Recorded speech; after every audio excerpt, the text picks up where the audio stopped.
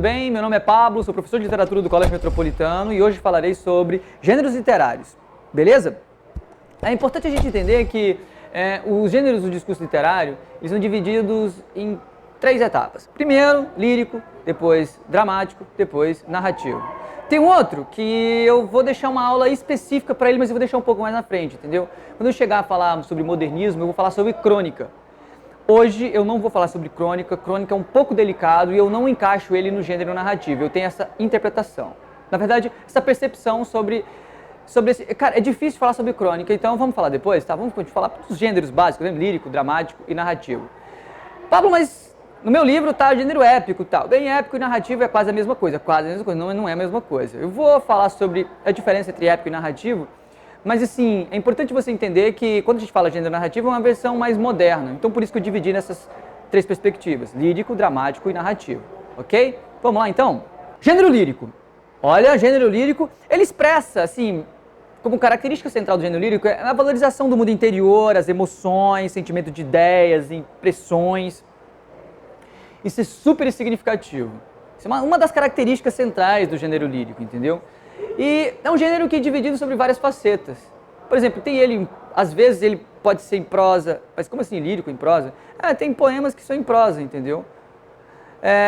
Há também situações em que o gênero lírico ele pode aparecer sob um formato, vai aparecer aqui do seu lado como um haikai, entendeu? Ultimamente esse gênero tem se desenvolvido e multifacetado. Isso é super importante. Ele não é um gênero que ficou preso no tempo, ele foi se desenvolvendo, entendeu? Evoluiu bastante. Muitas pessoas leem um texto, um poema hoje em dia e têm a impressão que, pô, mas isso aqui é um poema? É um poema. E fique tranquilo que isso é um poema, não estranhe. Mas assim, eu vou pegar um texto aqui e inicialmente eu não vou fazer uma divisão dele, tipo fazer escansão dele, metrificação, falar dos tipos de rima. Eu não vou adentrar muito nesse conteúdo porque esse conteúdo é muito específico. E esse é um vídeo curto cujo objetivo é só apresentar basicamente para você relembrar e para você não ter dificuldade, entendeu? Na interpretação desse texto e no entendimento dele, que isso é básico. Nós podemos aprofundar, sim, teremos outros vídeos que a gente, ao ler o poema, ao interpretar o poema, a gente pode aprofundar basicamente nesses temas. Aguarde que vocês verão. Bem, eu vou ler um poema e eu gostaria que vocês acompanhassem comigo rapidamente. É o poema do Álvares de Azevedo, beleza? Anjos do Mar, Álvares de Azevedo. As ondas são anjos que dormem no mar, que tremem, palpitam, banhados de luz. São anjos que dormem a rir e sonhar, em um leito de escuma resolvem-se nus. E quando de noite vem pálida a lua, seus raios incertos tremer, pratear, e a trança luzente da nuvem flutua. As ondas são anjos que dormem no mar, que dormem, que sonham, e o vento dos céus vem tépido, à noite, nos seios beijar. São meigos anjinhos, são filhos de Deus, que ao fresco se embala o seio do mar. Quando nas águas os ventos suspiram, são puros fervores de vento e mar. São beijos que queimam, e as noites deliram, e os pobres anjinhos estão a chorar. Ai, quando tu sentes dos mares na flor, os ventos e as vagas gemer, palpitar, porque não consentes num beijo de amor. Que eu diga-te, os sonhos dos anjos do mar? Bem, pessoal, esse é um texto do Álvares de Azevedo, é um texto romântico, super importante a gente conceituar ele como um texto romântico, porque o Álvares pertence a esse movimento estético. Mas, antes de mais nada, eu gostaria que você entendesse que esse texto ele tem uma estrutura um pouco diferente, é um texto lírico, e o que torna ele lírico é justamente essa musicalidade, entendeu? Percebe que o texto ele tem um ritmo, um vai e vem, tentando imitar as ondas do mar. Perceba que, a todo momento, o poeta, o Álvares de Azevedo, ele teve essa preocupação e isso é muito significativo. Eu estou olhando aqui um pouco para baixo porque é difícil ler o texto, entendeu? E memorizá-lo. Eu tenho uma grande dificuldade como professor de literatura em decorar todos os textos, todos os poemas que eu já vi, entendeu? Então eu não sou desses. Tem colegas que, tipo, lê o poema e eu não. Então, vou colar aqui. As ondas são anjos que dormem no mar, que tremem e palpitam banhados de luz. Que são anjos que dormem no mar a rir e sonhar, em um leito de escuma resolvem-se nus. O esquema de rimas que o Álvares de Azevedo propõe é para dar esse ritmo de mar, esse vai e vem, esse vai e vem. Interessante, né? Olha a habilidade do poeta. Isso é muito técnico. Isso aí, tipo, a gente tem que... Olha, eu ia usar um vocabulário aqui não muito agradável, mas eu gostaria que você entendesse que, tipo assim, é admirável isso. Eu gosto muito do Álvares de Azevedo. é uma habilidade, gente. Isso é muito difícil de fazer. Olha a preocupação do cara, fazer com que você ler o texto, ele tente imitar esse movimento, né? Esse vai e vem, esse vai e vem pode significar outras coisas também, mas eu não vou falar agora, entendeu? Mas olha só, isso é muito importante, muito importante. E essa preocupação do Álvares é justamente para fazer com que... Lembra daquela aula passada, no vídeo anterior, que eu falei que você é parte importante na leitura do texto, você é coautor dele? Entra você agora, para que você envolva no desenvolvimento do texto. E esse envolver, entendeu? Eu posso estar até romantizando um processo de leitura de um texto, mas assim, é significativo a gente entender, pessoal, que por mais que seja um pouco técnico demais, eu tenho que ter esse conhecimento um pouco técnico para ter o entendimento do texto, cara, você percebe, porque é um texto que expõe, na verdade não expõe, mas expressa o sentimento. Não um sentimento vago qualquer, porque a gente tem ideia que os românticos eles são muito vagos ou superficiais demais na exposição dos sentimentos. Aqui não, aqui não. Não mesmo, não mesmo. Há, pelo contrário, uma grande valorização do sentimento. E do sentimento de quê? De um casal, materializado por fenômenos da natureza. E isso é muito significativo para esse texto. Bem, eu não vou analisá-lo, porque o objetivo da aula não é esse, mas sim falar dos gêneros literários. Isso aqui é um gênero lírico. Eu gostaria que você tivesse uma outra oportunidade na sua casa, depois desse vídeo, entendeu? Agora não. Depois do vídeo, você pegue, dá um Google aí, aqui vai estar algum link que vai estar especificando esse texto, entendeu? Ou dando algum link para você ele em um outro lugar. Mas eu gostaria que você lesse esse texto com mais tranquilidade. É um texto muito bonito e tem diversas análises sobre ele na internet. Maravilhoso, Álvares Azevedo teve, assim, merece todos os aplausos possíveis, que é um excelente autor. E morreu muito cedo, tá, gente? Fica a dica aí de um grande livro dele, Lira dos 20 anos, já caiu em diversos vestibulares, entendeu? É sempre lembrado e é um grande poeta, talentosíssimo. Tem textos assim que a gente pode falar, tá, mas a maioria é sensacional. Sou super fã do Álvares Azevedo. O próximo gênero é o gênero dramático.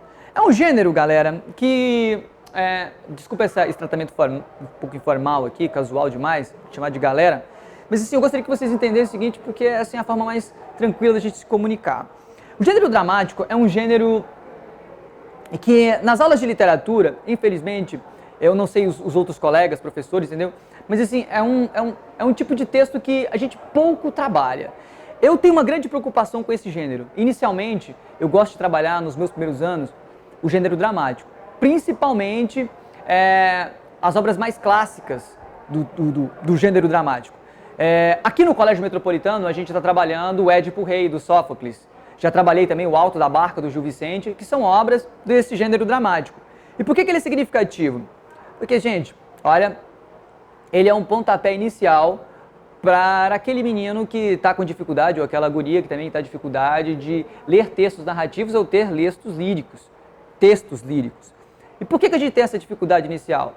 Porque esses textos, tanto o narrativo quanto o texto lírico, inicialmente o texto narrativo, ele tem uma condução pelo narrador, ele que vai te guiando. O texto lírico tem a mesma função, mas só que não é um narrador, é um sujeito lírico ou um eu lírico.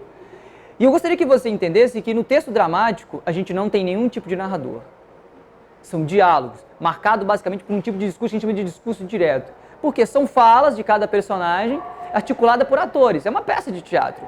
Só que na maioria das vezes, para vestibulares ou para Enem, cai lá o texto, como se fosse um roteiro. Entendeu? E você lê a peça dessa forma. Bem, tem algumas estruturas? Tem. É um tipo de texto que foi feito para ser encenado. Isso é muito importante. Foi um texto que foi feito para ser encenado. Isso é muito significativo para você distinguir ele, entendeu? Por isso que eu tenho muita dificuldade de conceituar a crônica, entendeu? Porque a crônica, em algumas situações, não é que a crônica foi um texto para ser encenado, não, mas é que a crônica tem uma estrutura um pouco parecida no seu jeito, assim, entendeu? Na sua forma estrutural, tem muito discurso direto, muitas falas de personagem. Consequentemente, isso afeta um pouco nossa... a gente pode acabar gerando uma confusão. Existem crônicas que têm narrador, outras não. Cara, eu falei que não ia falar de crônica, acabei falando, mas desculpa, tá? Vamos avançar. A história do texto dramático é mostrada no palco. E se você está lendo uma peça, cara, você tem que imaginar. E esse é um trabalho muito importante mesmo ao ler uma peça de teatro. Imaginação. Tenta ver feche os olhinhos e leia, não tem como fechar os olhos e ler o texto, mas leia o texto e imagine as cenas dos personagens, como eles estão se desenvolvendo ali. Isso é muito significativo. E outra coisa muito importante é que no texto dramático ela é representada por autores. Atores, não autores. Autores é quem escreve. Atores. E, bem, a gente está acostumado a ver isso. A gente vê isso em séries, entendeu? A gente vê isso em telenovelas, a gente vê isso em cinemas. Lembrando que o gênero dramático, hoje ele não está presente somente nos palcos, ele saiu e foi para as telonas também. Eu sei que isso pode gerar uma confusão, mas como assim? O cinema, a telenovela, uma série, é a mesma coisa do teatro? Não, são coisas diferentes. Mas o texto tem a mesma estrutura. Um ator de telenovela e um ator de uma peça de teatro parte do mesmo algo comum, que é o texto dramático, ok? E eu super recomendo você fazer leituras dramáticas. O que é isso? É você ler em voz alta. Você fala de um personagem, muda o tom de voz e tal. E outras situações você fala mais angininha e tal. Eu tenho um filhinho, ele é muito bonitinho, assim. Eu adoro ler história pra ele, assim, quando ele tá dormindo e coisa e tal. E quando tem as falas dos personagens, eu tento fazer esse exercício, entendeu? Até para que ele também tenha um envolvimento com relação ao texto. Na leitura do texto dramático é muito importante isso, entendeu? Isso facilita no processo de compreensão. E por ser um texto que é movido por diálogos, eu gostaria que você percebesse também que o que faz com que o texto dramático seja um texto interessante, porque não tem um narrador conduzindo aos efeitos essenciais do texto, lembrando que o texto dramático ele tem uma sequência, e essa sequência é pautada por uma rigorosa sequência de cenas com relação de causa e consequência, entendeu? Por que tem que ter causa e consequência? Porque o texto dramático, ele não pode ser um texto, tipo assim, um diálogo comum. Não, cara, tem que ter uma interação ali, um problema a ser resolvido, entendeu? Como, por exemplo, como eu disse, no colégio nós estamos falando sobre o Édipo Rei, e é uma peça que fala sobre o rei de Tebas, que tinha um crime para resolver, que quem matou o rei Laio. Para quem não sabe a história, Édipo era filho do rei Laio. Laio era um rei de Tebas que teve uma relação homoafetiva e ele foi meio que punido pelos deuses por conta disso. E ele não poderia ter filho. E ele teve um filho e ele deveria matar esse filho. Porque se ele não matasse o filho, esse filhinho dele ia matá-lo, ia acabar casando com a sua esposa. Bem, eu não poderia ficar aqui falando sobre a história do Édipo, mas assim, tudo acontece de forma assim muito significativa. A peça do Sófocles não tem esse desenrolar, entendeu? A peça do Sófocles começa com o Édipo já rei, entendeu? Ele já tinha matado o pai, já tinha casado com a mãe, já estava com 3 filhos, entendeu? Estava vivendo uma vida super tranquila como rei de Tebas, porém acontece algo que ele precisa resolver. O que ele precisa resolver? Ele precisa descobrir quem matou o rei. E ele teve muita dificuldade com isso. E isso é o embarato da peça. Ai, desculpa. Isso é o barato da peça. Por quê? Porque a gente, junto com o Édipo, começa a investigar quem que é o assassino do rei. Quem é o assassino do rei? O próprio Édipo. Bem, é uma investigação um pouco assim perigosa, né? Porque o investigado é quem está investigando. Bizarro, né? Quer saber um pouco mais? Leia o Édipo Rei, entendeu? E você vai descobrir como se deu o desenrolar dessa história. Bem, esse é o gênero dramático, um dos gêneros mais significativos e muito importante para a literatura. Lembrando que no Enem já caiu diversos textos que têm esse elemento. Bem, eu vou avançar que o vídeo está ficando longo e eu vou falar agora sobre o gênero narrativo. Gênero narrativo. O gênero narrativo tem como elemento básico se desenvolver a partir de fatos narrados. Nós temos diversos tipos de narrador, pode ser em primeira pessoa, pode ser em terceira pessoa. Em primeira pessoa nós temos o narrador-personagem, que é aquele narrador que conta a sua própria história. Um exemplo clássico disso, não sei se você já leu, mas se você não leia, Dom Casmurro, do Machado de Assis. Lá você tem um narrador-personagem, o Bentinho conta a sua própria história. Uma história de merda, tá? Mas é importante a gente ler. A história não é de merda, porque o Machado de Assis é um excelente autor, mas a história do Bentinho, quanto pessoa, enfim. E esse tipo de narrador, eu costumo dizer que não são narradores muito confiáveis, entendeu? Por quê? Porque tá contando a sua própria história. E quem conta a sua própria história, gente, a maioria das vezes tende a supervalorizá-la ou, sabe, nos enganar com alguma coisa ou outra, mas é super legal. Temos também um outro tipo de narrador em primeira pessoa, que é o narrador secundário, que é aquele cara que conta a história, porém, ele não é o protagonista da história. Ele não está contando a história dele, mas ele está contando a história de outras pessoas. Em Crônicas de Gelo e Fogo a gente tem bastante isso, entendeu? O cara é um narrador em primeira pessoa, que está contando uma história, porém, ele está contando a história de uma história de outras pessoas.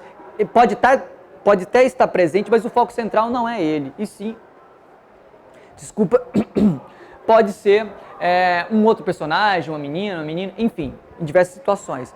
Na literatura contemporânea, a gente tem visto muito isso, narradores em primeira pessoa, e esses narradores em primeira pessoa contando história de outras pessoas. É como se fosse um narrador observador, entendeu? Mas não confunda, é um narrador em primeira pessoa, ele está participando, ele está atuante ali, ele está na história. Porém, é como se ele fosse um observador, beleza?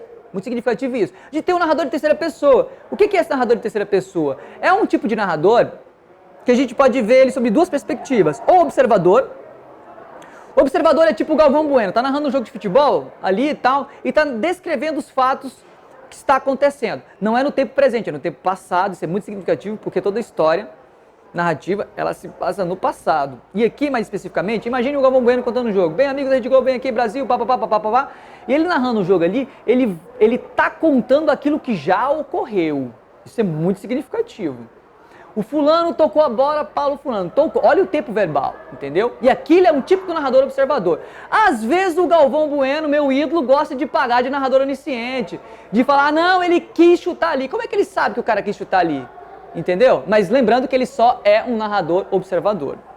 O que é um narrador onisciente? Cara, o narrador onisciente, como se fosse um deus, entendeu? Esse tipo de narrador, ele se fez muito presente na literatura realista do século XIX, por diversos fatores, entendeu? Mais especificamente, é bom falar sobre isso, porque hoje em dia a gente tem muita dificuldade, eu particularmente gosto muito da literatura contemporânea, e esse tipo de narrador está quase em desuso, entendeu? O narrador onisciente. Porque ele tem uma outra função, ele é como se fosse um deus, sabe de tudo, sabe o que os personagens pensam e tudo mais. Ele tem um ir e vir na história, ele pode manipular as situações, e é um tipo de narrador que dá uma visão mais ampla sobre a coisa. Porém, ele é um narrador metafísico, desculpa usar esse termo, pode não ficar muito claro pra você, mas o que eu quero dizer é o seguinte, por que metafísico? Porque, tipo, é como se fosse Deus, saca? E isso é muito tenso mesmo. Assim, eu que me envolvo muito nas histórias que leio, eu acho os narradores oniscientes, assim, muito... como eu posso dizer pra vocês? São narradores, assim, muito perversos, às vezes. Desculpa, falta fundamentar isso, mas eu digo perverso no sentido, assim, da capacidade que ele tem de manipular no texto. Bem, não vou adentrar nas diferenças de tipo de narrador, a gente pode fazer isso em outro momento, mas especificamente, as histórias narrativas, elas têm uma sequência de causa e efeito, não de causa e consequência. Há personagens, tempo, ponto de vista do narrador, principalmente quando a gente fala de narrador onisciente. E o ponto de vista dele é extremamente marcado, isso é muito significativo, entendeu? Há também no narrador em primeira pessoa também um narrador personagem, porque o ponto de vista dele é o dele, entendeu? Ele não vai se queimar na história que ele está contando, como é o caso de Bentinho e Dom Casmurro. Perfeito? Bem, tem critérios também no gênero narrativo. Critérios, isso é muito significativo no seu processo de compreensão do texto. Quais os tipos de critério? Tamanho.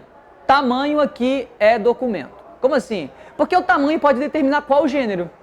Pode ser um romance, pode ser um conto. Os contos, eles são curtos.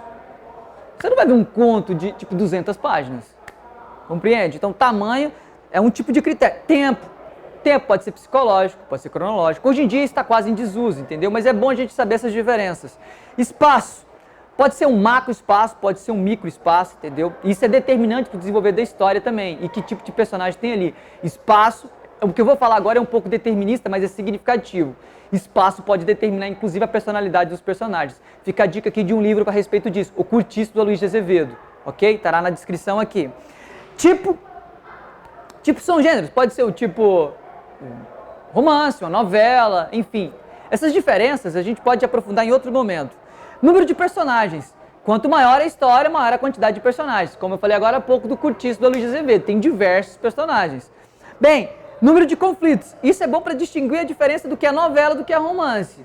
A novela geralmente se baseia em um tipo de conflito só. O romance pode ter diversos dele, até porque pelo tamanho dele, entendeu? E o desenvolvimento da ação.